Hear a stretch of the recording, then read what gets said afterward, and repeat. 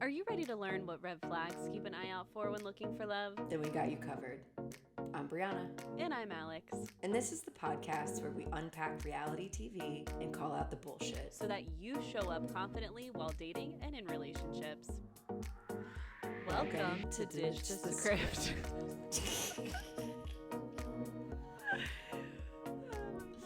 I love it.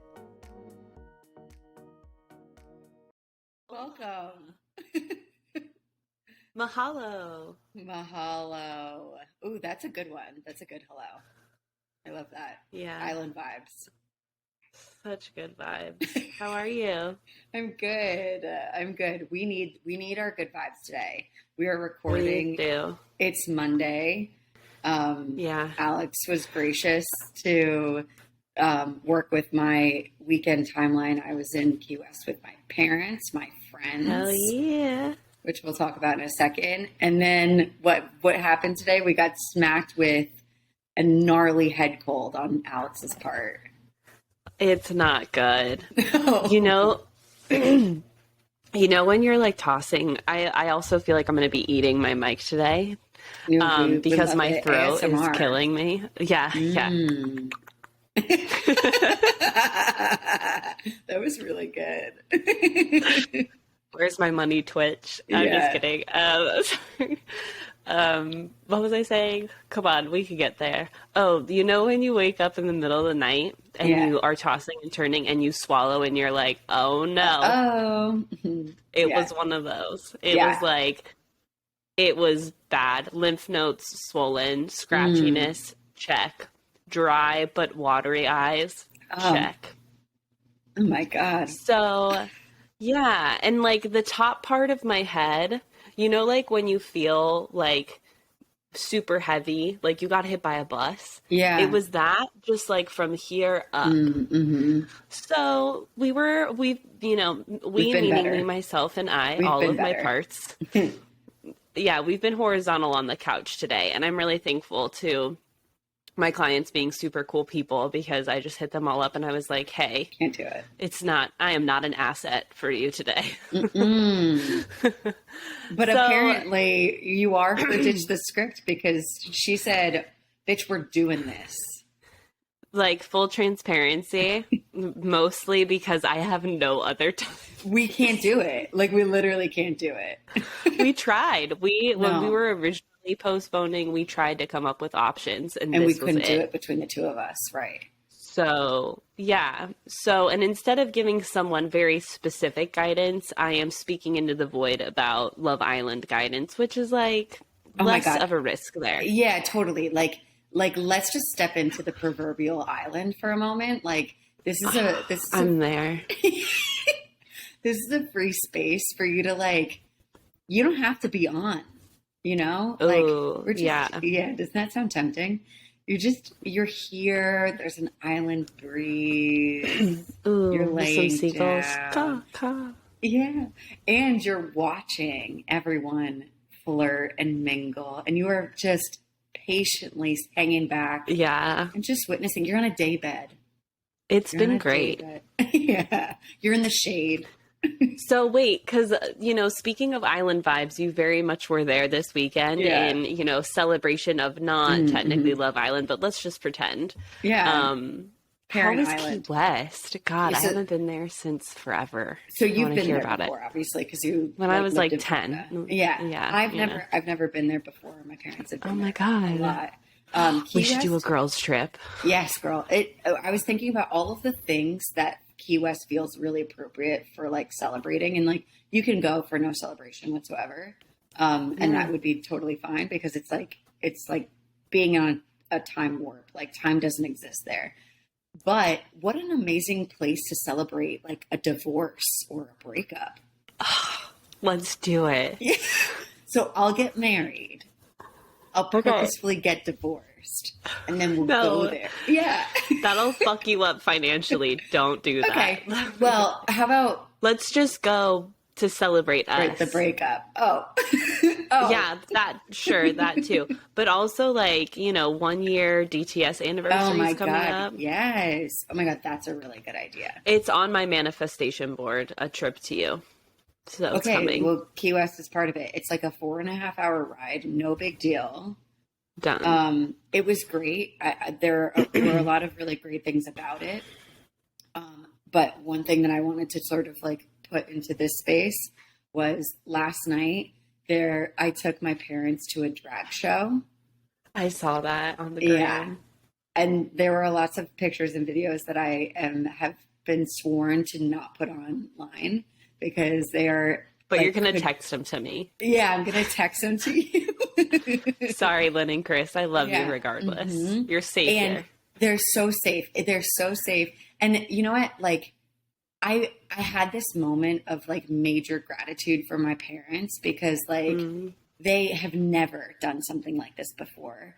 And they are cool people. Like, they're not like terribly like politically very progressive, but like they love other people and they accept other people as they are. And I don't think I give them enough credit for just being like who they are in that regard. And the reason why I'm making a note of that, even though that is the bare minimum to just accept people as they are, it's just because of where they come from and the generation that they are a product of and the households that they were brought up in.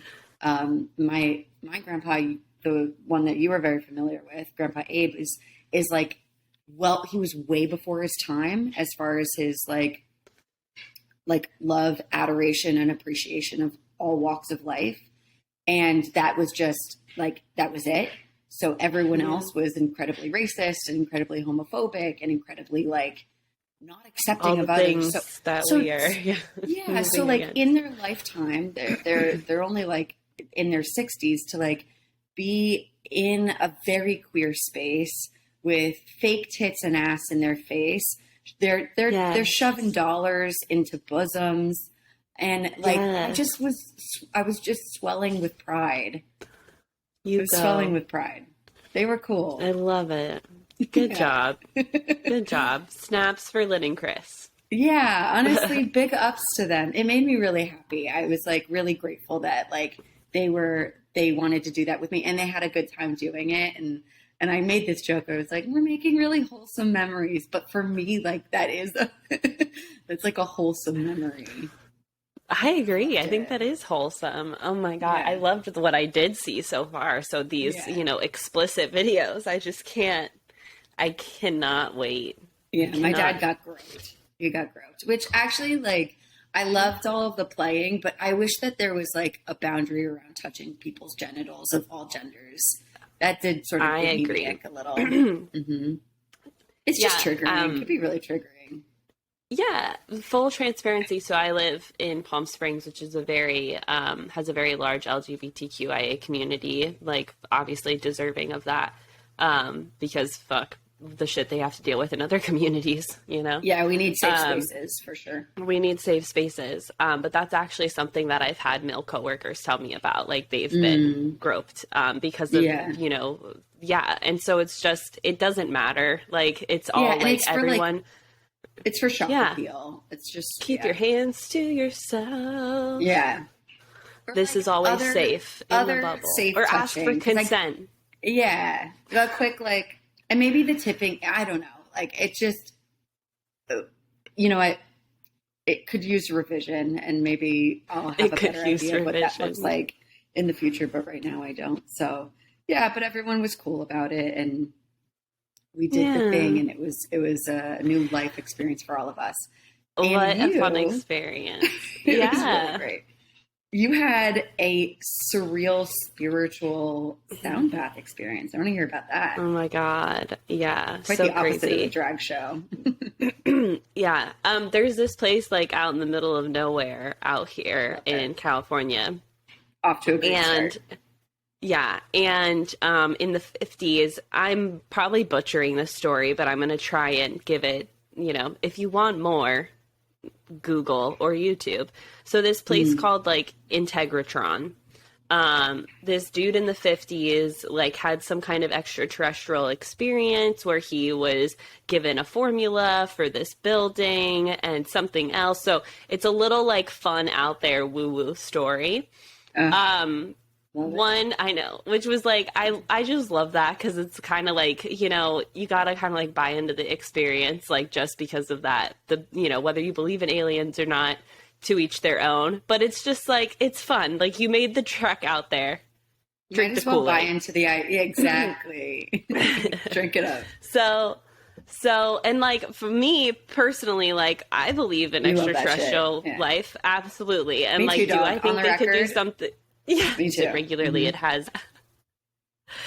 And so they built this really cool structure and this resonating chamber that apparently if you the opportunity to expand your lifespan, which is cool. All right.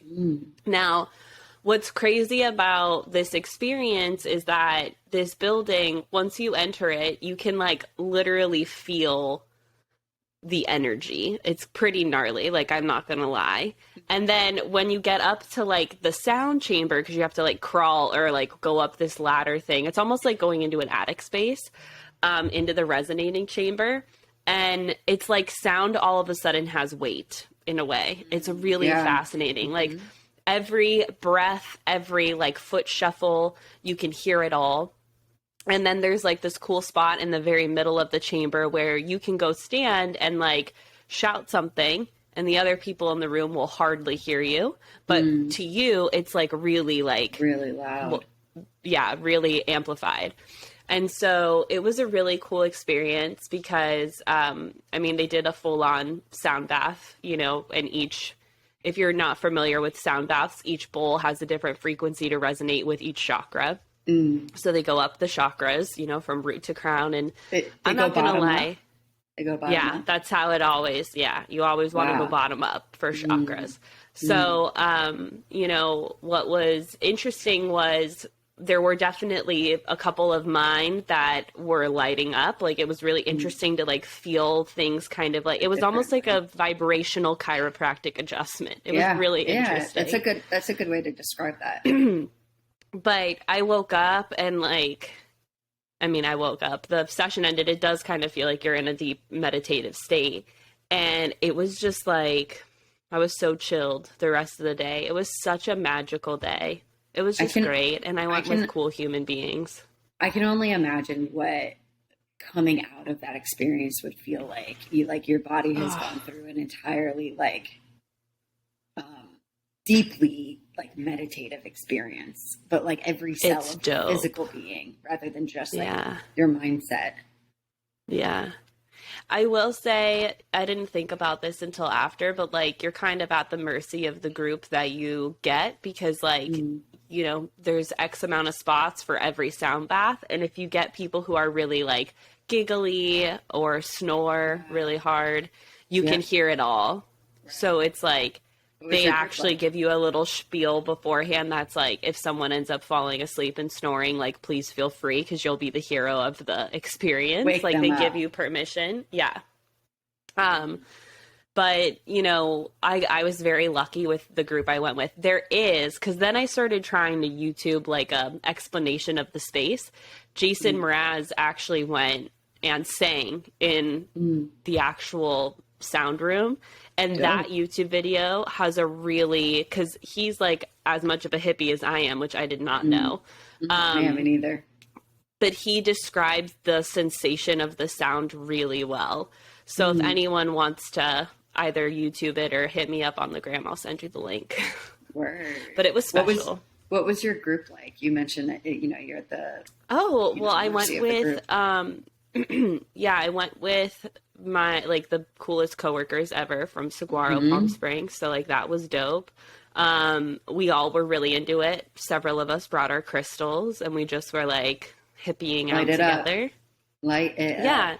And there were a couple purrs in my group. Like, they weren't, like, straight up snoring. But purrs. Yeah. Purrs. Yeah, like purr. Okay. Yeah. Like a kitty. Yeah.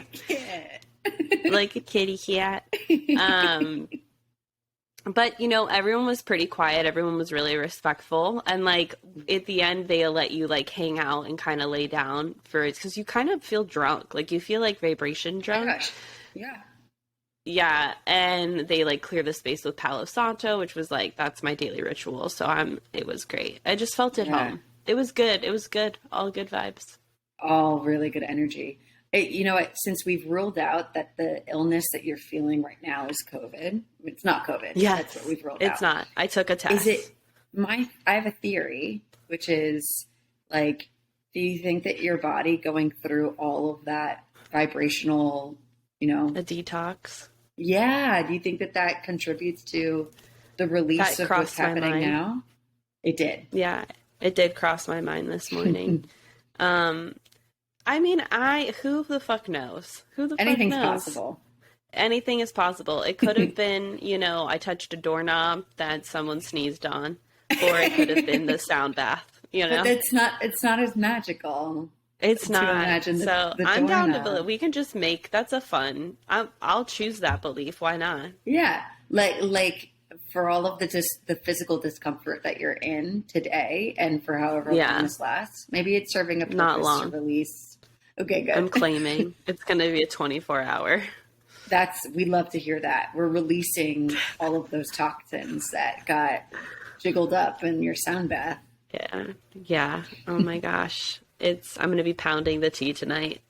Well, we're very lucky to have you here to be with us as we I'm deep happy dive to into be our- here. I like it's unfortunate timing because of how excited we are for Love Island, but it hasn't taken away from any of our excitement. No, let's We're in go, the game, baby. baby. Take me to Yeah. the villa. Okay, so before we get into Love Island, can I just state my very obvious love for this show and the reason why? Please. The real reason your girl loves Love Island is because of Ian Sterling, the guy who narrates He's it. so funny. He's just great. It brings a That's lot of what makes self-awareness. it for me. Yeah. Yeah. He brings a lot of self-awareness to the show, and not in a serious self-awareness. It's like Yes. very whimsical, poking fun at everyone. It's sort of like the things that you noticed about how everyone's socializing together, but you forget that you noticed them. He calls it out, but in a joke much later on. Yeah. And you're like, thank God someone said that, because that shit was true. Keeping it light. Yeah. 100%. Yeah. Thanks, Ian. So I want to make a similar confession or a profession of my love for this show. Bring it on. This is like, it's just, for some reason, even it's so basic, but it's just the most entertaining television I've ever had the pleasure of consuming at a rapid rate. And like, I forget that every year outside of when we missed it during COVID, it's like I get back into the island villa headspace where I'm like thinking in a British accent. I've picked up British lingo, Buzzing. and yeah, I'm literally buzzing, mate. Like I'm buzzing. Yeah. And I just I really appreciate, there's a lot of bullshit that happens on in the show, but I really appreciate all of the good things that it gives me. Like, it gives me this chilled attitude about dating. It's like, yeah, man, just pull them for the chat, mate. Like, just do it. Everything can be solved with a chat. Everything. Let's head over to these sofas, this daybed. Yeah. With this cool fire pit. Mm-hmm. Mm-hmm. I don't have that. Let's do it. Let's do it. I have one in my mind. With a fridge stocked with ingredients for you. The popsicles alone. Mm. So Yes. That's really what got me going. Yeah. The food. I'm with you. The food. Yeah, 100%. It's a fun show to watch. I haven't watched the US version. I feel like it would ruin it for me. Yeah.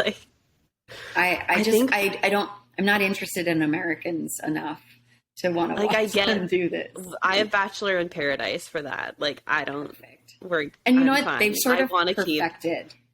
They've perfected that formula, Bachelor in Paradise. It's like I want to keep Love Island to Love Island, and my OG love, which was Love Island UK over quarantine. And I will say that I haven't watched Love Island since early days in quarantine.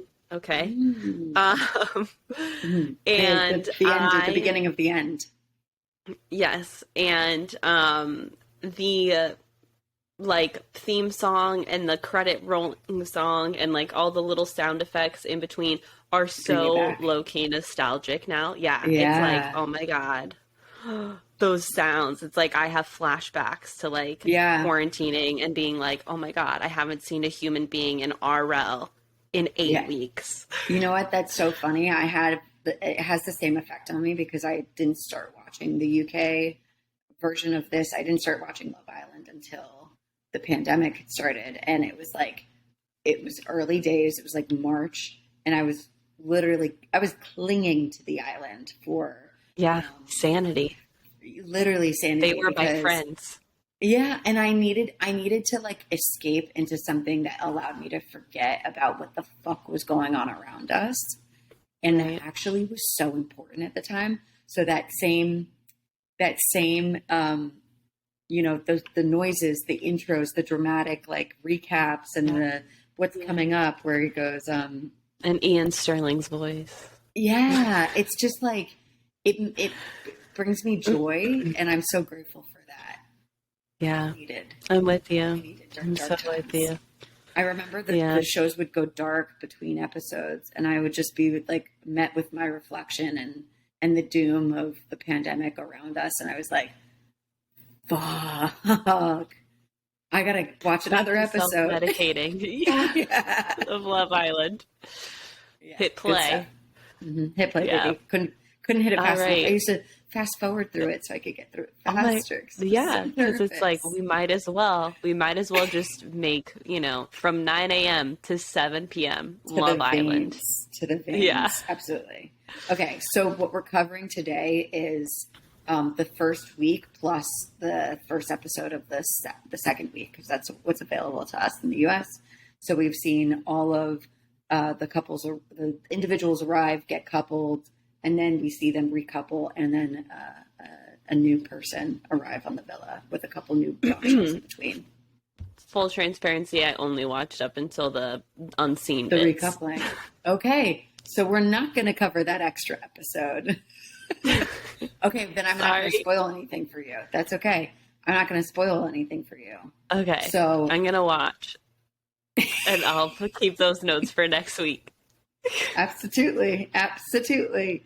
I'll know when we start. When we stop. So basically, you cut off after the recoupling. Well, I'm there. Correctamundo. Okay, great, Okay. wonderful. You didn't miss much. Okay. So what's interesting about this year's season is that they invited the public to couple all of the players instead of Yeah. having people sort of like step forward, which it would have been interesting to see what their natural choices would have been. But I do hate the stepping forward. It feels very much like cattle on the fields for sale. Yeah. Don't It love feels that. like elementary school picking teams. Yeah, Like, it's not nice. no, it's an icky feeling. I also don't like the public choosing, though. Yeah, I didn't like it either. It felt So it's like, nah. forced. But like, what Yeah. would we have rather had? I don't know. I think I'd rather have them choose the elementary school way, even though it's icky. Yeah, and neither of it's good. But only because I'd want to know who they would naturally gravitate towards. I feel like that's important in understanding a person's perception of things. It is, and you know what? That's true. We sort of missed that. Yeah. We see that after the initial coupling, and they just give it their damnedest. And Yeah, then they're like, okay, no, I'm actually super into this other person. Yeah, it takes a couple days. I'm excited to hear what your first impressions are of some of these people. But just to run off who gets samesies. coupled up, we have what do we have? We have Amber and Dami. We have India and Ikena. We have Tasha and Andrew. Yes. Like, what do we have? We have Paige and Luca. Yeah. And then we have the Italian Stallion. Did I miss one? David and Davide. question mark. Yeah. Davide, who arrives single. Gemma and Liam. Oh, Gemma and Liam. Thank you. Big hitters too. We needed them. So yes. First impressions on some of these folks. Did you have like anyone that you were like, ooh, love them, hate them? I'm not sure. No, actually, it took me a while for me to warm up because like that is a thing. I feel like what's interesting about Love Island is they establish really good friendships too. Mm-hmm. But I feel like it took them a while for this group to kind of warm up to each other and like start to show a bit more of their personalities. At least that was my feeling. Yeah. Excuse me, guys, with all the throat clearing. I swear I'm trying to keep it to a minimum. Listen, it's nothing but an island breeze. We're on the island, babe. Yeah, it's as sexy as I can make that. So, anyway, Liam, I really ended up liking Liam. Yeah, he was my favorite. He was a cutie. I thought he was like a 22 genuine years old. soul. Yeah, He was. It was uncomfortable to see him like be out on dates. I didn't love how he was dating. He was playing it too cool. I didn't care for it either. He was like, imagining myself. Okay. Yeah, it was too chilled. Imagining myself sitting across from a dude like Liam, presenting himself like that on a first date, being like, yeah, and it just reads as like you're either nervous or you're trying to play me. I like don't really get a sense of who you are. I'm with you. Like I agree. Of all the Liam moments, that I wrote that in my notes. I was like, what is up with this? I don't like it. Can you just be you? Yeah. Yeah. But I think he was nervous because he probably was a bit desperate in that moment. Agreed. He was like, I'm single. I need to like, they don't know what the other guys look like yet. I need to like claim it. Like guaranteed he was like trying to win one of them over before they met the rest of the guys. But poor homie. It didn't happen that way. Okay. So someone that jumped out to me was, and I'm not stoked on saying this. I'm not proud, but I like loved Luca. Love Luca. And like everything about him. I get that. Yeah. He's got banter. He's cute in the face. I like his swag. I like it. Unfortunately, everything that I like about Luca is my personal dating habit downfall, which is like going for dudes like him that just like. What do you mean dudes like him? What are the characteristics of dudes like him? Cheeky chaps. Okay. Cheeky chaps. Yeah. Like a good laugh. Yes. And like, but also are like, they're like pretty vocal with how they feel. So you think. Right. And that's where I get fucked because it's like their life of the party or like life of a conversation in a group. And they're making me feel really special. And I don't notice or take into consideration that like, they're not that set on me, but they're making me feel that way. Right. It's the banter. It's the bat and babes. I don't get the worst vibes from Luca. There's one person who I'm like, waiting to see what happens there. But Luca, he's just sort of a fuckboy. That's sort of like, he knows he's cute. Yeah. It's that. It's like he knows. Yeah. We'll talk about his patterns. It's a huge through line of this first week. But who's your Jaws beware? Next. Yeah. Yeah. Mine is Davide. Ooh. Yeah. Because of his interaction with Luca.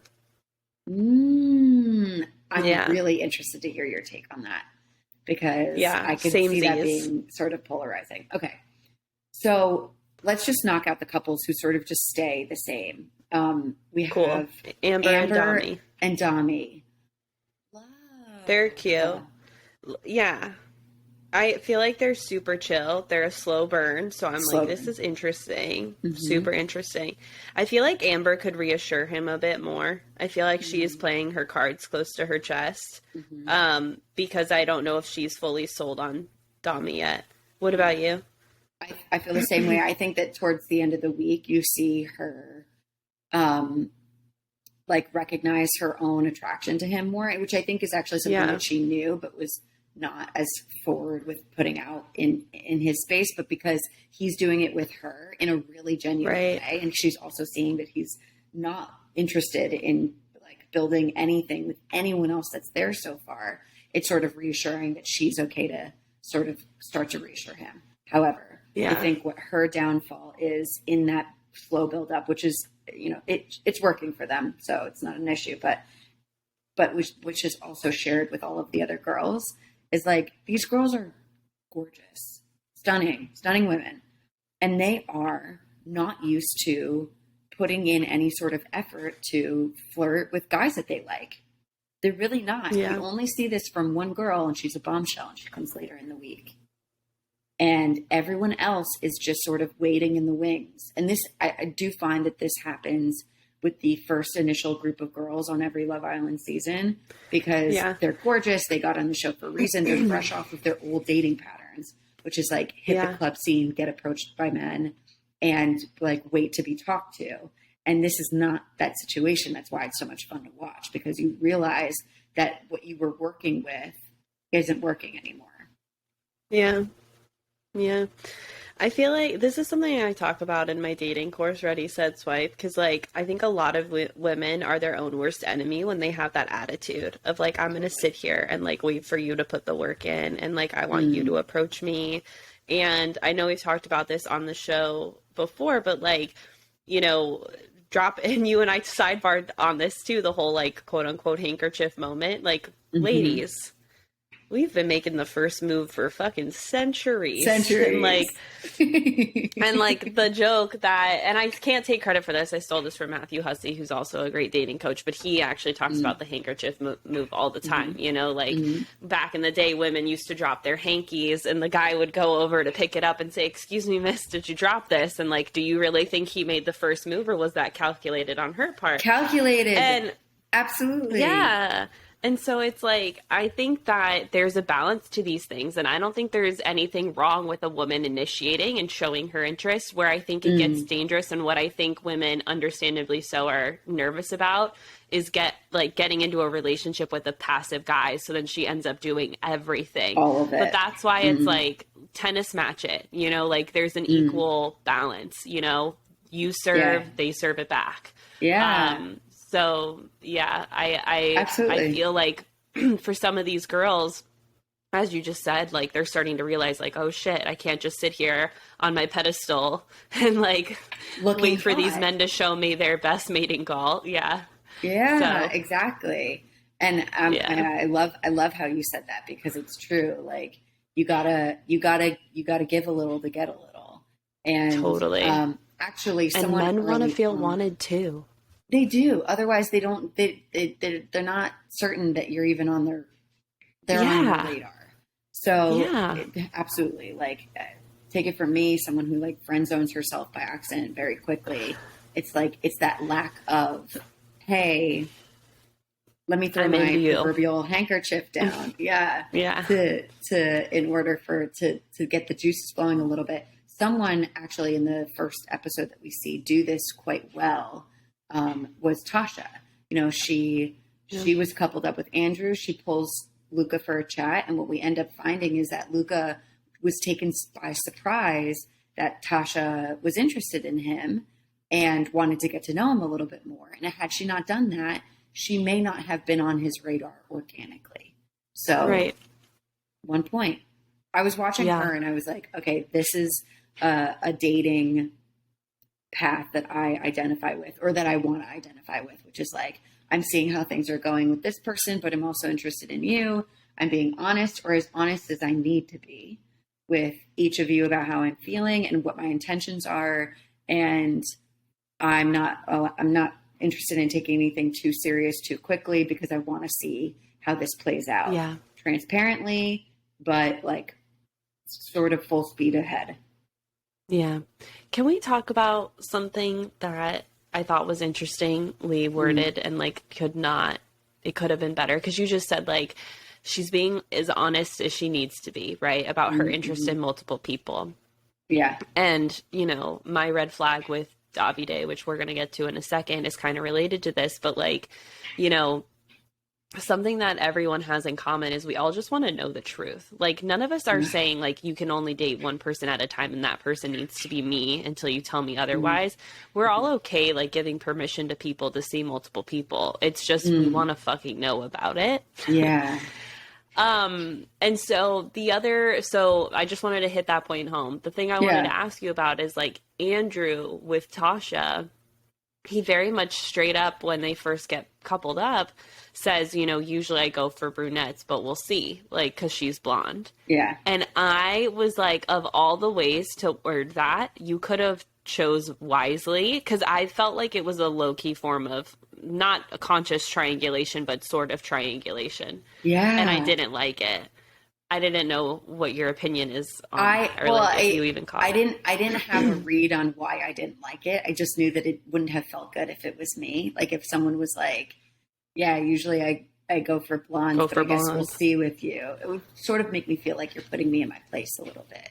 When like, you could have been more creative to be like, you know, typically I tend to gravitate towards blonde women, but you, I mean, there's something about you, you know, like, make it special.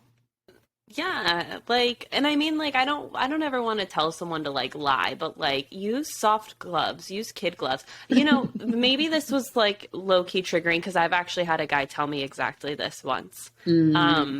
Literally, he was like, brunettes are my type. Like, I go for brunettes. I'm really into brunettes. And we still made out for funsies quite a few times. But sure, it was like, I heard him loud and clear, but it very much evoked this, like, need to, you know, prove myself and prove my worth, you know, with my blonde hair. Right. And, you know, this was also at a point in time where Alex was really vulnerable and, like, low-key considered dyeing her hair brown for a guy, which is, like, not a great move, because I did that in high school. I dyed my hair platinum blonde for a guy. Don't do it. It's not worth it. Do what you want to do with your hair. And if they don't like it, see them out of that. All of that. Yeah. They don't even get to touch your hair, whatever color it is.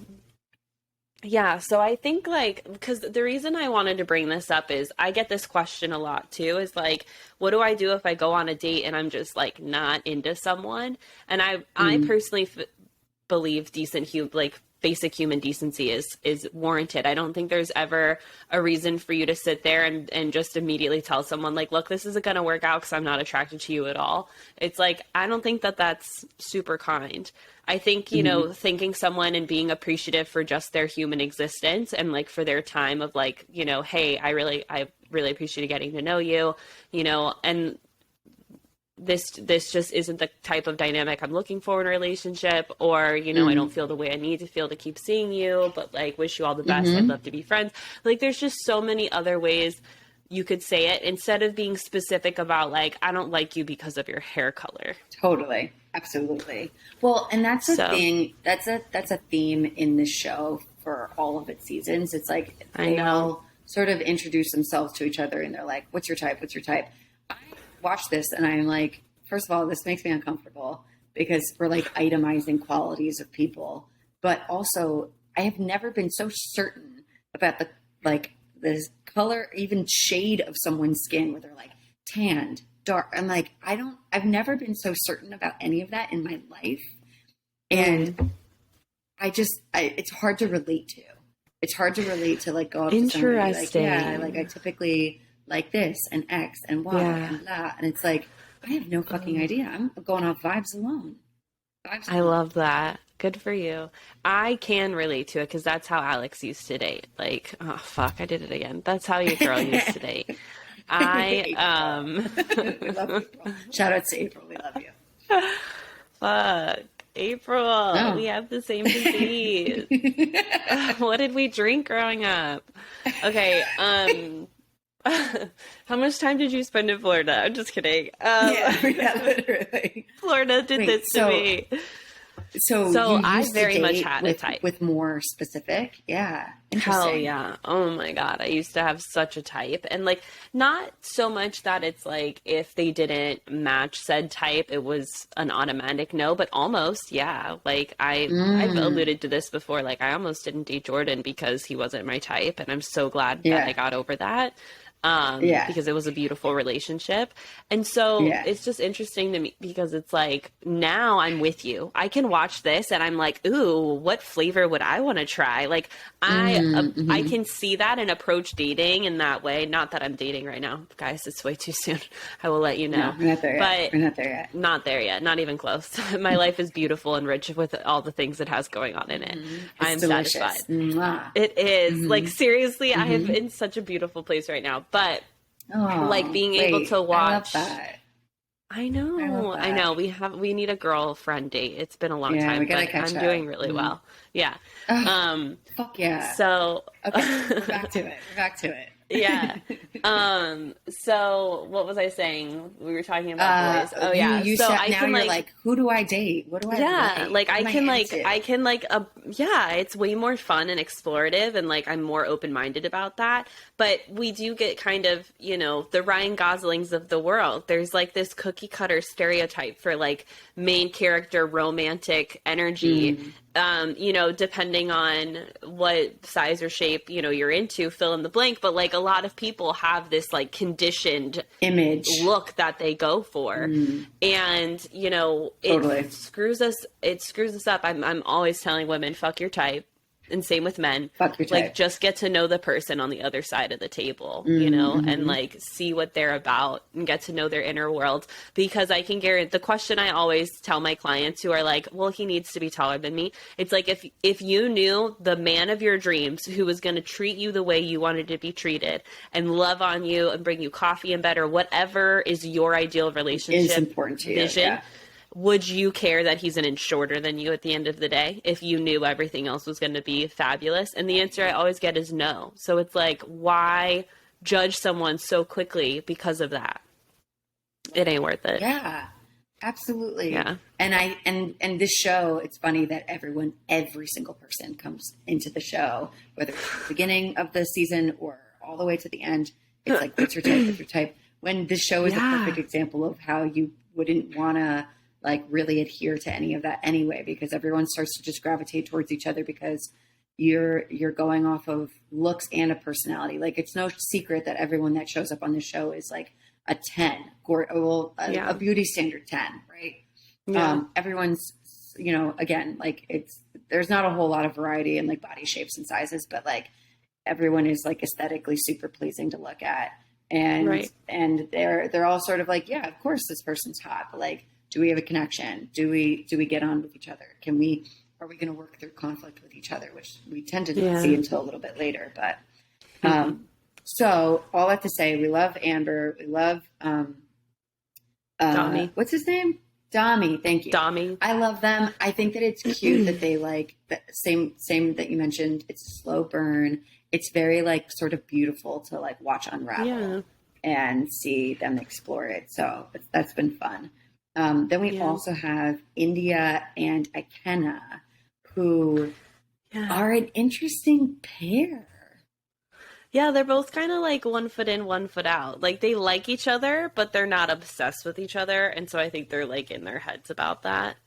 And which is something you and I talk about on this show all the time too. Yeah. Well, and India for sure. We actually didn't get much of them in the first like 4 episodes because I have a feeling that they were just a boring couple to watch. They say, in a nutshell, what we learn is like when they come together, they're either talking about other stuff or the rest of the group, and they're not really exploring who the other person is and getting to know. Yeah, they're not getting to know each other. Something else that stood out to me is I kind of mentioned that India mentioned that she gets quiet around him and she doesn't really necessarily feel like herself. And she's framing this as like a positive thing where she's like, I feel like he kind of balances me out because I could be quite loud.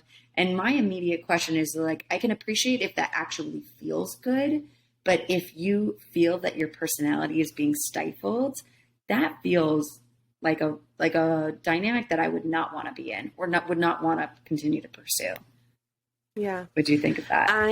I thought the same thing. Like, a part of me was like, okay, I'm proud of you for looking at it through that lens. Cause like, I think a lot of people wouldn't even have the awareness to be like, ooh, this is how I'm feeling when I'm around this person. That's huge. Like, okay, she's picking up that he's making her feel quieter And is that quieter because of an anxious, like, ooh, I can't be myself? Or is it quieter because, like, I don't feel the need to, like, take up space. Like, I feel safe here. Yeah. Like, I can just be Yeah.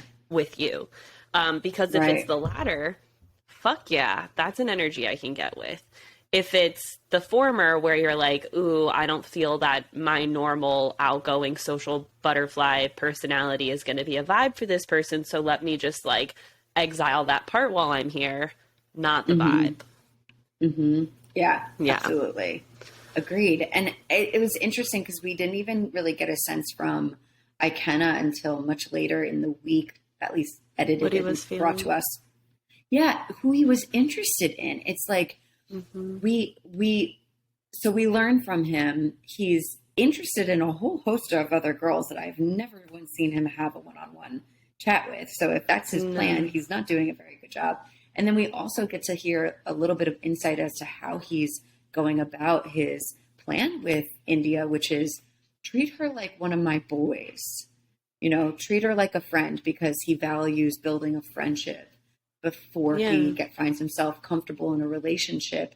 And I can appreciate why friendship can sort of breed comfort, but that's taken a safe route, unless that really works for the other party. But if that other party should be able to be aware of that, and then it's that other party's responsibility to decide if that's something that they're okay with or not.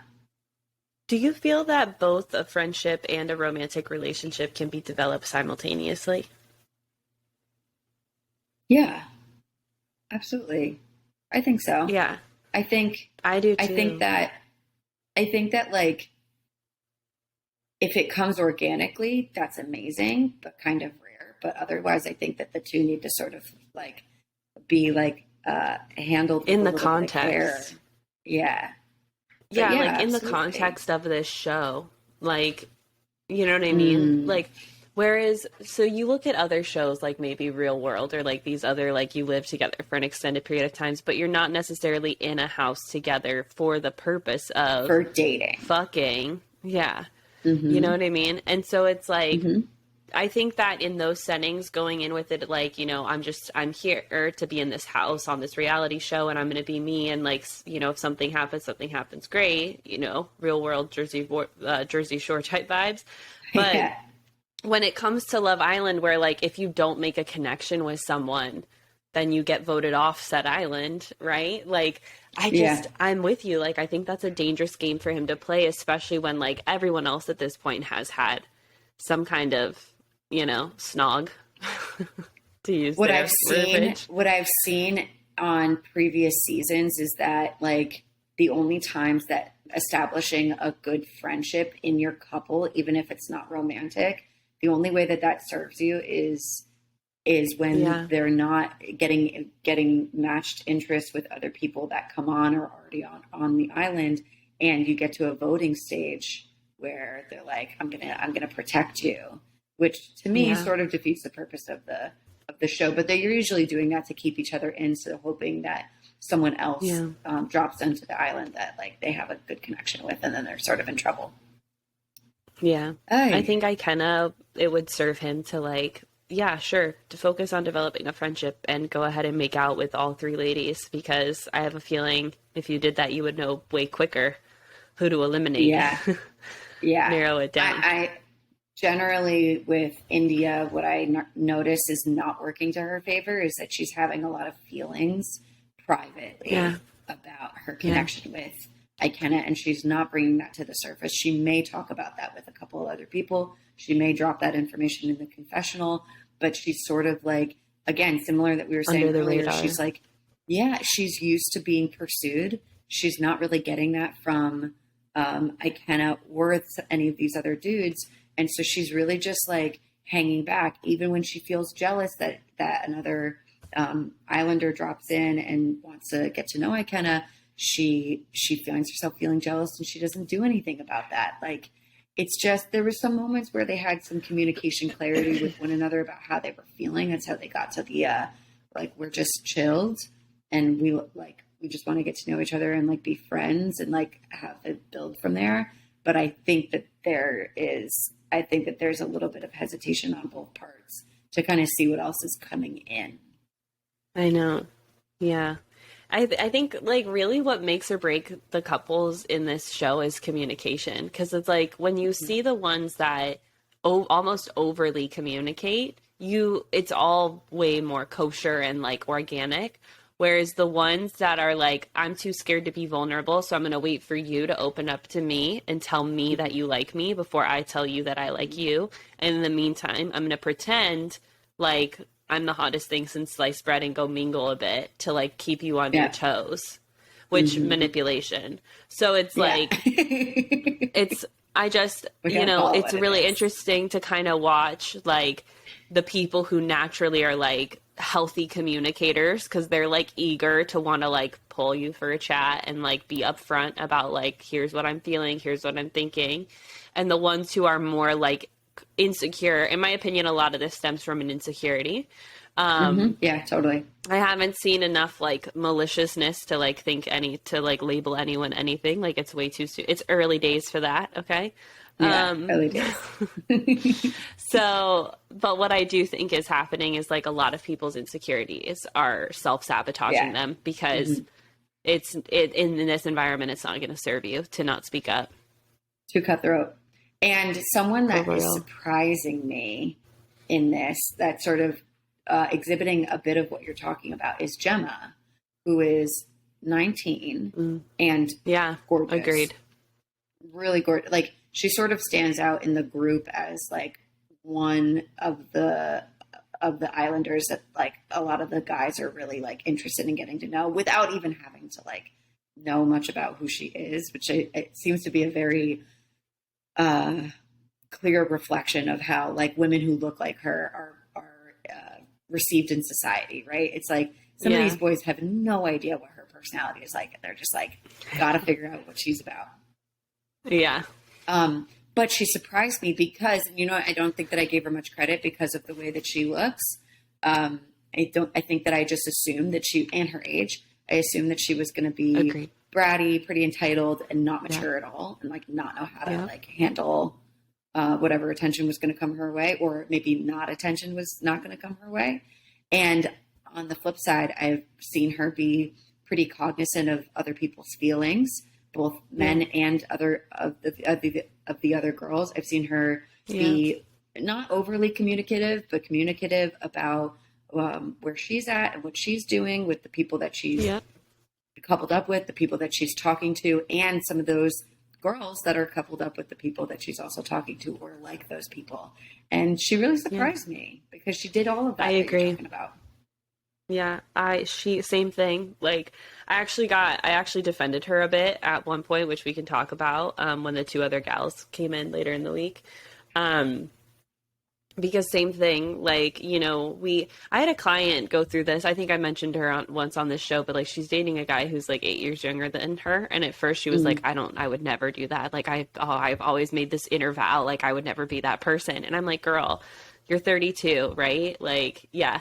And so he's like just about to be 25 and she's like all up in her head about it. And he's one of the most mature and communicative, no games, like, she's dating him, no anxiety. It's been several months now. They're officially a couple. She just let me know last week. So I'm like super stoked for them. Mazel. But like, it's this thing that we carry such a prejudice no matter what country you're from. You know what I mean? That like, age defines who you are. And that's not necessarily the case. Do I think that a 19-year-old should be getting married, similar to what we said on the show a couple weeks ago? Absolutely not. But I think the possibility for emotional maturity to be had in someone who's less than 30 years old is absolutely a possibility. Yeah, it's there. Absolutely. And we're seeing it. So, but she does get caught in a bit of some through line drama, which has not a heavy hand on her part whatsoever. So that was really surprising to me. Okay. So we see Tasha and Andrew get coupled up, and Tasha, who also, fun fact, she announces that she was born deaf, and I love the way that she claims it as her superpower. I think that is awesome. I think that is such a good example of how we can claim anything that, like, it is not a guarantee that that is a negative thing, that any of the things that we carry are negative things. But if society has responded to us about those, like what we would assume is our baggage or our chips on our shoulder as negative things, to reclaim it as your superpower is fucking brilliant. It's so empowering. Agreed. And it's sexy. That was hot. Yes. Yeah. Yeah. So we see her with Andrew. They get coupled up pretty quickly. Andrew's definitely into her. He's not shy about that. He just sort of starts to go for it, which, like, more power to him.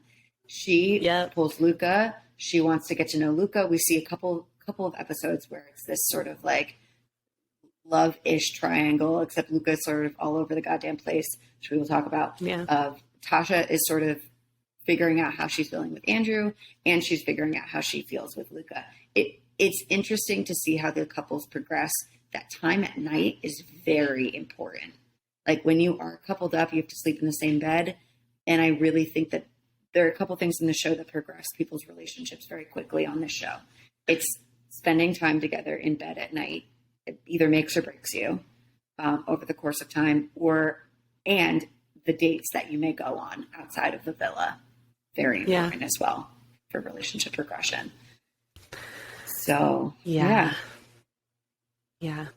What did you think about how she was navigating the whole situation between? I thought she was doing the best that she could. Like, I really do. I think she was going back and forth, trying to like divide her time as equally as she could, like, and communicating where she was at. And like, you know, what Andrew ends up doing, should we just get into that? Yeah. Like how Andrew and Luca. So Luca tells Andrew that he's into Tasha, just to like keep it kosher. And almost right after that conversation, or the way they edited it, it looked like it was immediately after, he goes over to Tasha and says, like, tells her that she's not in Luca's top 3. And he ends up like apologizing for this, and he handled it the best way he could. I was really proud of Andrew for not denying it. Because when that happens, it's always like, bro, you're being recorded, dude. Like, I don't understand that on these shows when people when people lie and it's like, you know, everything you're doing is being recorded. So like, riddle me that one, Batman. Yeah. And so to me, again, that's Andrew's insecurity trying to like drive a wedge and almost control the outcome of like Tasha's feelings, because he's now feeling threatened by Luca.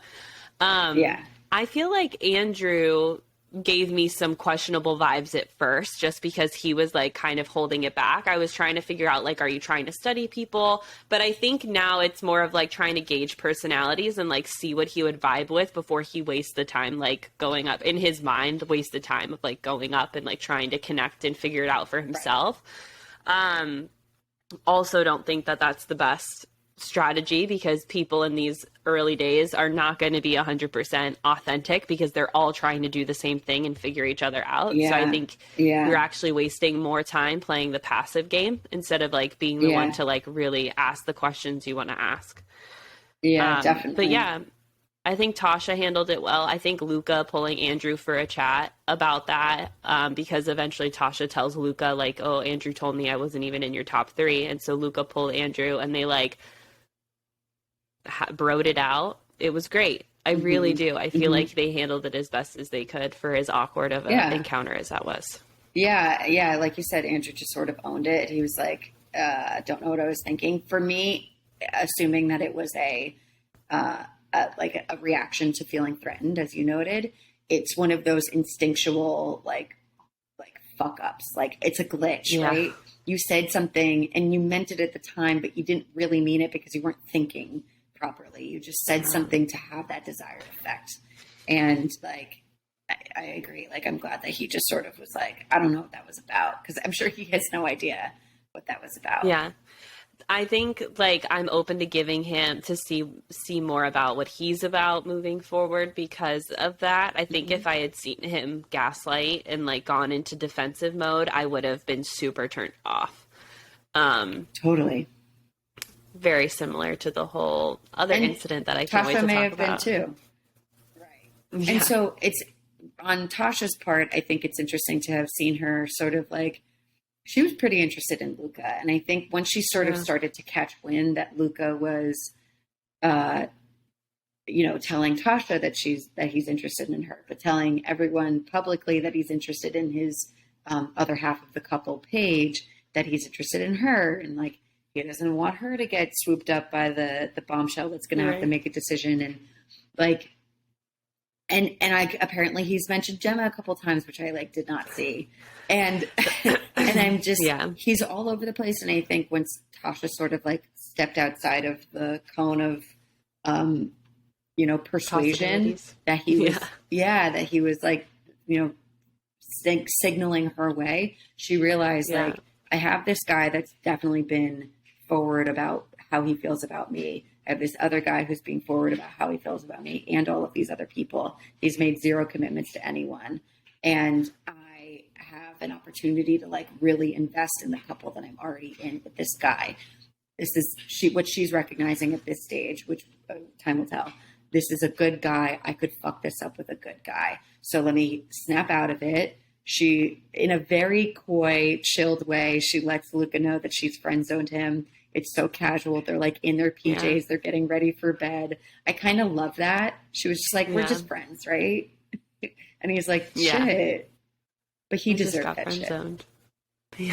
Yeah, he deserved it. He was having choice paralysis, and I get it, dude. Like, I get it. I honestly kind of feel for Luca. Like, I haven't seen enough of him to like. I do, because it's like, I mean, I appreciate him for just being honest. Like, fuck, you're putting a bunch of sexy chicks in front of me, and like, I'm horny. Like, I'm a horny man. Like, he's kind of been upfront with like. Honest. Like, look, I have choice paralysis because all of them are drop dead gorgeous. And so I think that at least he's owning his like avoidance, because he's like hopping from one to the other and like trying like, well, I want this one, or I want to explore this one, and now I want to explore this one. And it's like, so it's kind of like watching a kid at a candy store. Like, I can't blame the dude. True. But I think time will tell, like, over the course, like, if he keeps doing this, if he is just like, he doesn't know what he wants, and it's like, again, relationships are mirrors. So if you don't know what you want, you will be hopping all over the place, right? We'll see. And if not, then, we'll get to see the side of him that can commit and like really go deep and get vulnerable. So he's going to be one of those that is probably in a pretty serious dynamic, serious couple by the time he gets to Casa Amor, and then he's going to be fucked. Yeah. He's either going to be fucked or he's going to show his colors. Did you watch the season over quarantine with Nathan and who's the gal? She was a stripper. She was super cool. She had like Indian heritage. They won. But he's giving me Nathan vibes. He had like the long Nathan and boy hair. They got married and had a baby and everything. They did get married. I love them. Oh my gosh, I can't remember her name right now. But Luca gives me. She's a belly dancer. Like what I'm trying. Yeah, belly dancer. Sorry, I thought she was a stripper. I was like, don't go off. Oh my god, I totally can't remember her name. I loved her. I feel bad. They were a great couple. They were a great couple. Day one. Yeah, and I feel, but like that's kind of the vibe I get with Luca is like Nathan was saying like a bunch of sexually overt comments like in the beginning, and he ended up being like a teddy bear. So like, I'm just waiting to see. No, I think I'm just waiting to see with him. He's sweet. Listen, I like him. I want to date him badly, and Luca. It's interesting. Yeah, badly. The thing is like I'm coming at him with like an iron fist because I'm trying to not just be clouded by my like adoration for him. I hear that. You're doing like, different. You're being different. I'm really trying so hard to date so differently that it's showing up in this podcast right now. I think it's great. Thank you. I appreciate the grace that you're giving him because I think what you're noticing is very true, at least based on what we're able to see. He's in this situation, a very not real situation, but for him, it's incredibly real. It's like, all of these amazing, beautiful women. He wants to get to know all of them. He really likes all of them. And he's being honest about that. He's also being honest with everyone else about him wanting those things. I think that what I wish he had a little bit more of in my perfect idealized world in which he is just a subpar human is if he would have a little bit of perspective on how his behaviors were affecting the women that he was directing his advances to. Yeah.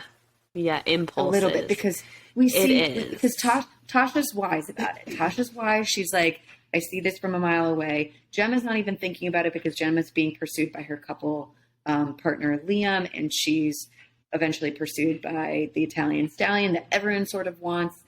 And Paige is just like, I know myself. I get swept up really easily. I fall hard really easily. He's cute. He's cheeky. He's telling me everything that I want to hear. And she's trying to do what I'm doing, which is like, I know that dudes do this, so let me not get caught up. And she really gets through that moment with like some clarity, and no one has to like throw that into her head. But she and rightfully so, her emotions sort of come up when she notices that like Luca is either upset that Tasha is, not choosing him, or he now wants to pursue things with Gemma. So it's just, I feel for her. I identify with her. I feel for her. Yeah, exactly. I agree with that. If he could be more considerate about how his impulsive decisions are giving emotional whiplash, which is a term that Brianna used with me forever ago, and I love it. I think it's a good one, emotional whiplash. I think that if he could be considerate of that, I agree with you. He would be raising his own bar. Yeah. Yeah. Because it's like, I think one really good example of that moment is like she's been courted by Luca up until this point. And of course she's aware that Tasha's getting to know him as well. But that moment that you just referred to where Andrew like slip of the tongue said something that was untrue to Tasha. Tasha's now thinking that Luca isn't even considering her anymore. And Luca finds out about this from Tasha directly. Luca then like consoles with Paige. Like he's venting to Paige, which is like his friend, his couple, but also someone he's pursuing at the same time. Yeah. So it's just, she's like, man, now my head's spinning because I didn't even realize that like, I'm now seeing him be really upset about this. And all the while, like, I find that Luca used Paige as this person to be able to publicly claim in situations that would be threatening to him, like a bombshell, the Italian bombshell coming through Davide, where he's like, well, don't touch Paige. It's like, do you really give a shit about Paige, dude? Do you care? That's what upset me. I just felt like she was getting jerked around. Yeah. Yeah, I agree. He definitely thinks she's hot because he makes a few comments along those lines. But do I think that he is sold on her personality? No, because then I don't. I think if that was the case, he would be wanting to spend more time with her. Yeah. Yeah. And he is very much distracted by everyone else.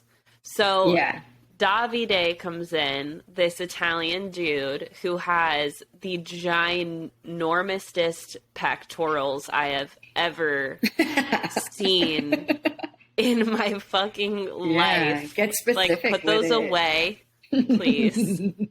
I was like, they're fake. I was looking for scars. I was like, are those implants? Like, boy.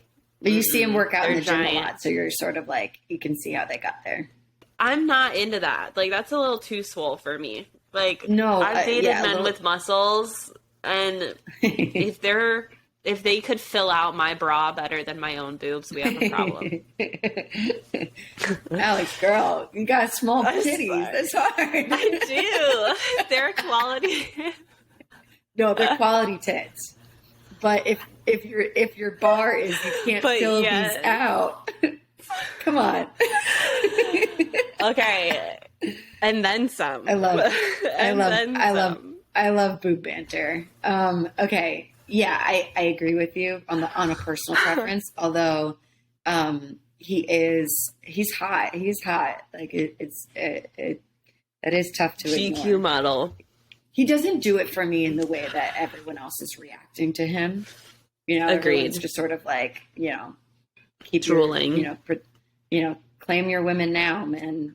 He's like, I don't, okay, like I can see someone like that and I'm like, yeah, you're hot. But am I like, you're hot and I want to get to know you?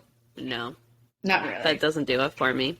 Totally. So Davide comes in and he basically is the first guy that gets to choose a girl. Mm-hmm.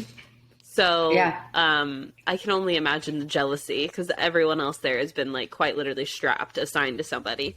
Exact. Oh yeah, that's so true. He's the first one that actually gets to activate his own personal free will. Yeah. What about that? Imagine What that. about that? And so, Yeah. he spends a lot of time just doing his thing and like pulling them all for chats, trying to get to know them. And he ends up landing on Gemma, right? I can't even remember. Gemma. Yeah, he lands the on, well, 19-year-old. we're working against, he lands on Gemma. I think like he's physically really drawn to her. Into her. She is also is interested in him. She drops the handkerchief. She does that. She does. And she was very upfront about like not being sold on Liam. So yeah. To both Liam and Davide. Yeah. So they end up coupling up. Poor Liam was single and entered the prowl, basically. Yeah. Yeah. Yeah. And then we get two others. Yeah. We get two ladies. Go ahead. We get two ladies. We get oh goodness. We get Ekin-Su. Yeah, Afia and Ekin-Su. And they are both really beautiful. Ekin-Su comes in like with a force. She's like a Giselle Bundchen type category of a look. If I like the caramelized skin and hair color, like that's kind of like aesthetic. That's how she felt to me. She's gorgeous. But when I say that she's coming through like a force, it's like her confidence and her energy. She's like, I did find that she was like a bit abrasive as far as like, I'm not going to make any friends, because then I actually did find her to like be working the friendship room. For the next couple of days. Cause I think maybe either that was just for show and shock factor, or she realized that you actually need to maintain friendships in order to like do well on this show, and do well means like stay on and continue to meet people. But she definitely is like, I would love to know her. I'm a find my man. Yeah. I would love to know her birth chart, because that energy of I'm going to find my man. I want to know where it's. Think she's a Taurus? I don't know enough about all of it, but if I had to guess, I'd say a little bit of like a Gemini, a little Leo. Like it's very Leo. Oh. It's very like, I'm coming through. Like watch out. Like I love it. Make room for me. Yeah. I love it. But there's also like a confidence as well that she exhibits, like when she's like offering support with some of the other girls. Like Anyway, so she comes through and poor Afia, because Afia is like set on Ikenna, wants to get to know Ikenna, isn't hitting well with any of the other dudes in a romantic space. Again, she sort of also marks her need to like her desire to be pursued, as opposed to like, actually working towards anything herself. So she gets a little bit of a push from Ekin-Su to be like, you got to go get your man if you want to talk to this man. And doesn't work out for her, unfortunately. She doesn't get kicked off the island, but she doesn't get recoupled with by anyone.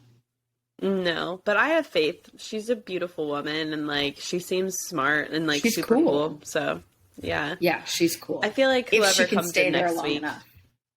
Exactly. Yeah, I think that's the thing. That's the case for all these people. It's not a matter of if they're capable. It's just like, are you going to be here long enough to meet someone who you click with? Was interesting to me because Liam leaves.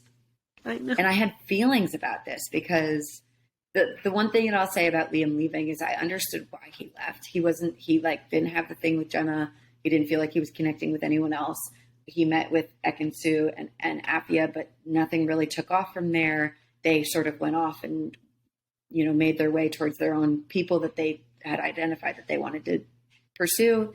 And he wasn't part of any of those groups. So he just saw himself out. But it's like, dude, if you just hung on, there could have been could have been stuck around for other girls. But maybe that was just too painful of a rejection. He was just like, I'm out. Maybe. I also think like if he really felt like he wasn't being true to himself because of like the cameras or something like that, like I think that's the thing. I think a lot of people have an idea of what these shows are going to be like and feel like, and then they get there and they're probably like caught off guard, like, oh my God, I didn't realize it was going to True. be all day, every day filming, or filming like this, or this kind of environment, or this much alcohol, or this little sleep. Like, what, everyone True. has their own thing. So, Yeah, you know, when that's he true. was like, I really just don't feel like I'm being me, I wonder if that's really what was getting to him. Like, just, he's like, this environment is already like not bringing out the best in me. Like, I, I agree with you, because like selfishly, I liked him and I had a lot of faith in him, because I was like, I want to see who you end up with, because you seem like such a sweet guy. And you But would have ended up at with this, someone. 100%. But at the same time, I'm like, I also respect you. Like, I'm not going to send one of these girls home when it's like, I've been here for a few days and I know that this isn't for me. Boundaries. So, Yeah. yeah, Totally. like, I respect that, dude.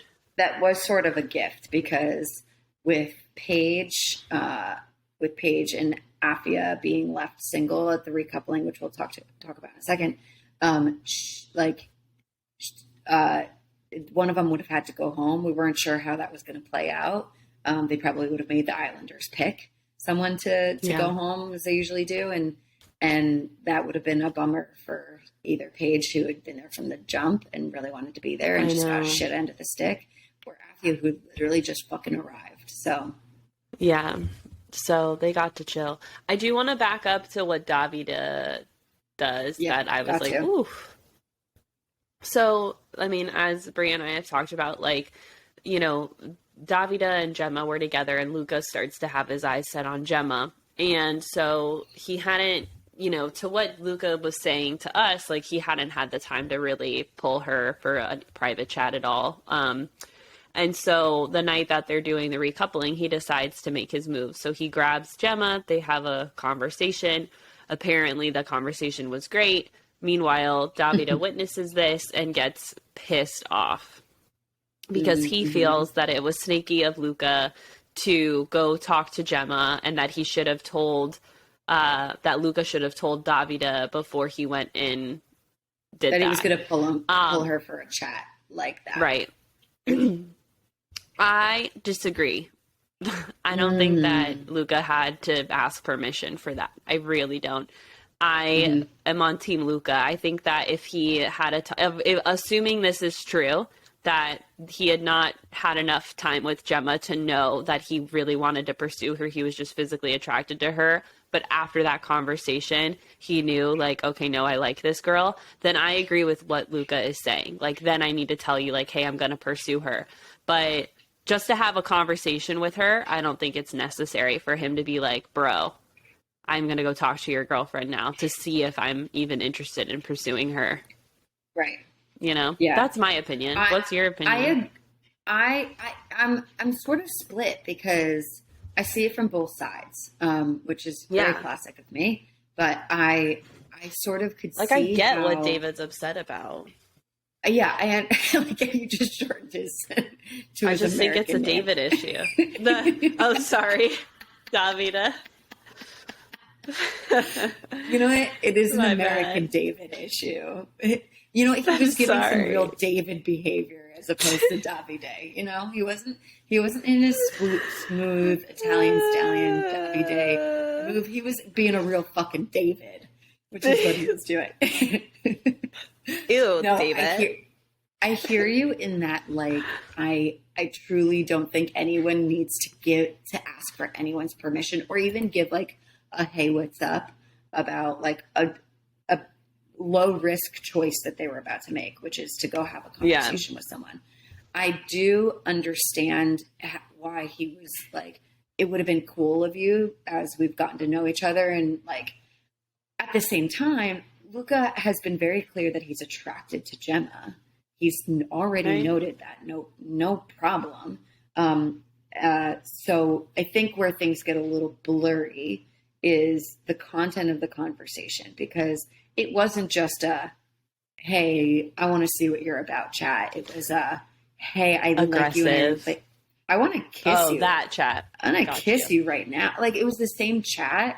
So I agree. I really don't think that Luca needed to like give a heads up. It's not entirely necessary. And I wish that Davide would have just been able to be like, instead of rallying all of the troops and been like, I'm pissed off and my ego's clearly bruised and I feel slighted. Exactly. So I'm going to get everyone on my side. That's what the ickiest part was to me. Yeah. It was like a control. Behavior. Yeah. It was like a controlling thing, like aspect of him that came out about like, I want to kick and scream that you, like, I'm upset because you didn't tell me beforehand that you were going to go talk to this girl and she's my girl. Like, no, like I agree. Like you need to speak your truth. So if that truly is how you felt, because he eventually says that, like, that's how it felt. It made me feel like you were being sneaky, right? Then own how you're feeling and just be like, hey, Luca, I know you're out here trying to get to know them ladies. Me too.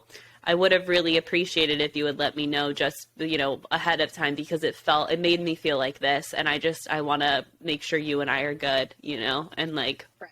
Focus on it being like that instead of this, like, how dare he, like, gorilla type huffing and puffing energy that he not only went at Luca with, but also Gemma. Like, she was even a little, like, put off when he was like, a little mad. We need to talk. Well, I guess we should talk. And she's like, okay, sure.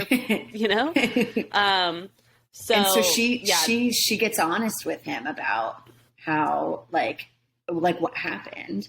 And when he tells her, I'm not upset with you, essentially, but I am upset with Luca, and he says, why? I like how she responds. She was like, that's kind of harsh.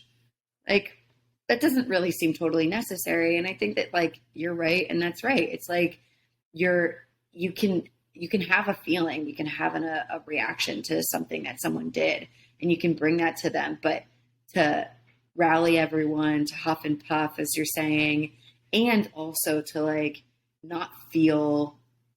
don't feel good until this person has, like, essentially just succumbed to what you decided is the most appropriate thing to do in that situation is, like, you're just being sort of kind of a brat. You're a brat. For sure.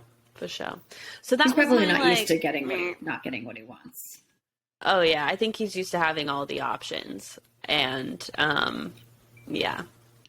And he is not used to having to have a plan B in case his plan A chooses a different guy. Which, I mean, he did have a plan B, so it's like... Yep. Ekin-Su comes in, guns a-blazing, wanting to jump on that pony, that Italian stallion, for sure. Mm-hmm. We're going to have to name and she this, gets there. Episode Stallion, I guess. The Italian Stallion. Yeah, absolutely. Yeah. Yeah, her push-up bra helps her get her man. Those are throw it back to that old YouTube video. Yeah.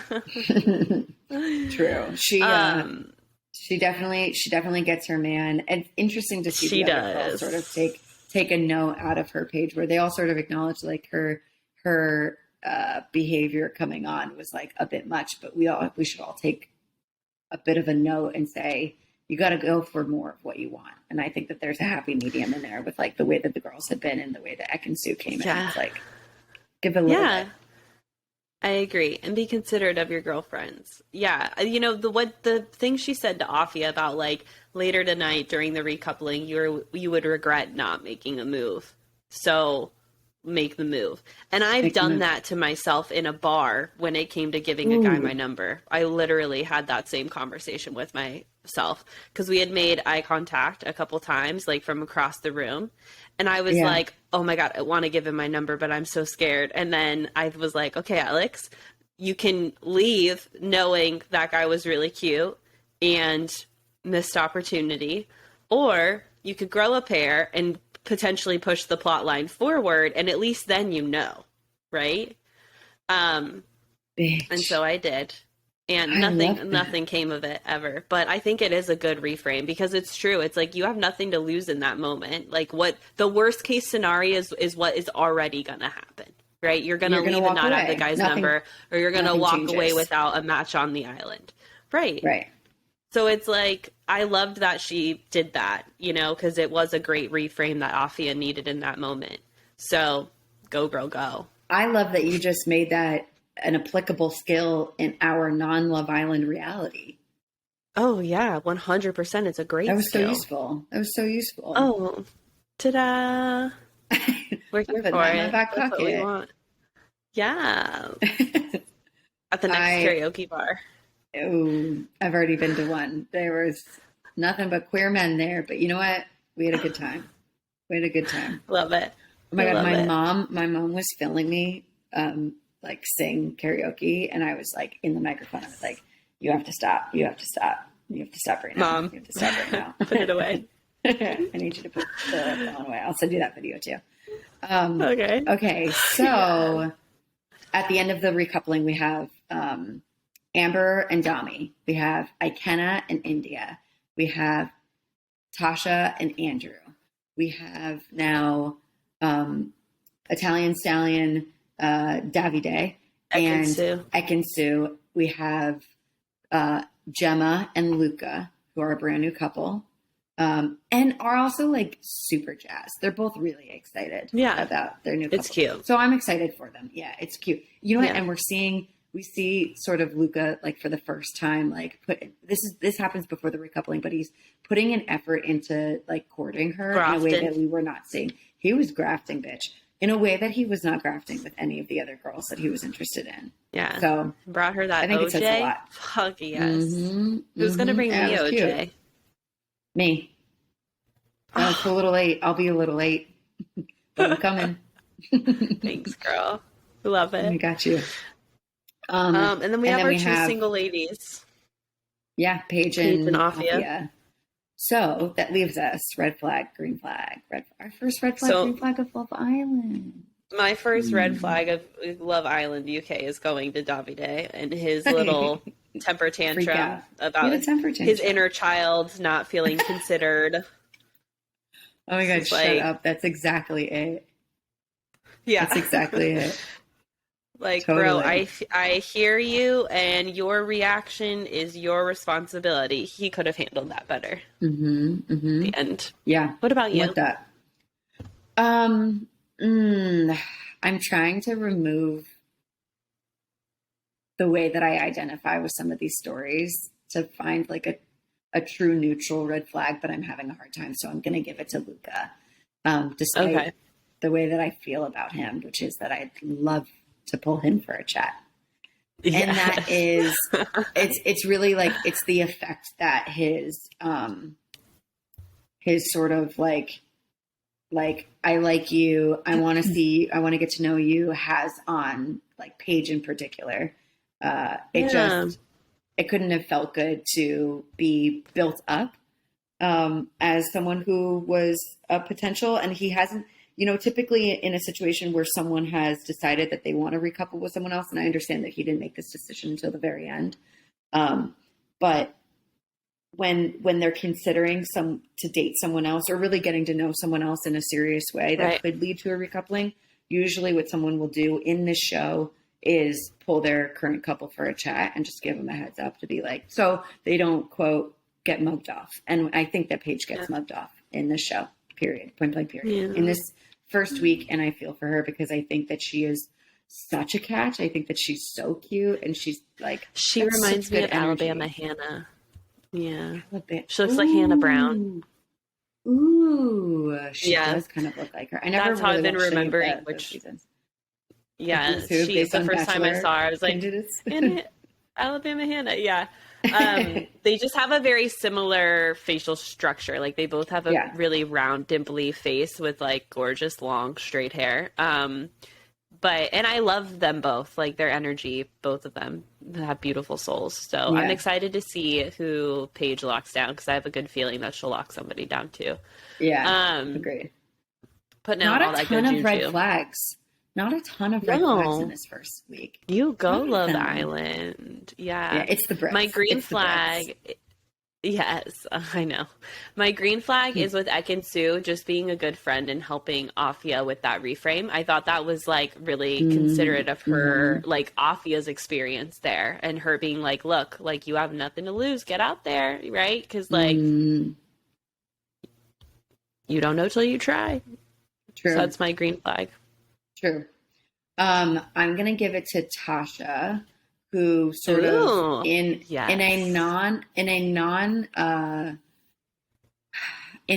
like dramatic sort of fashion, she just sort of saw her way out of what was going on between her and Luca, she recognized that she wanted to invest a little bit more in Andrew, and specifically the green flag moment that I'm going to note is when she had a more vulnerable chat with Andrew after the two of them had some reactionary digs at one another in a game, and which is not so important to note, but basically they sort of both rubbed each other the wrong way, sort of were subliminally sending messages to one another, and they came together, they clarified it, and what Tasha ends up doing is saying, like, listen, I think that you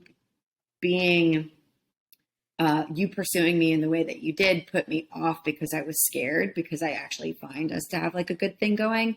I've made myself vulnerable in the past before. I've gotten hurt. That's what I was afraid of. But I'm realizing in this moment, I think that I should just take the risk, explore what we're doing here.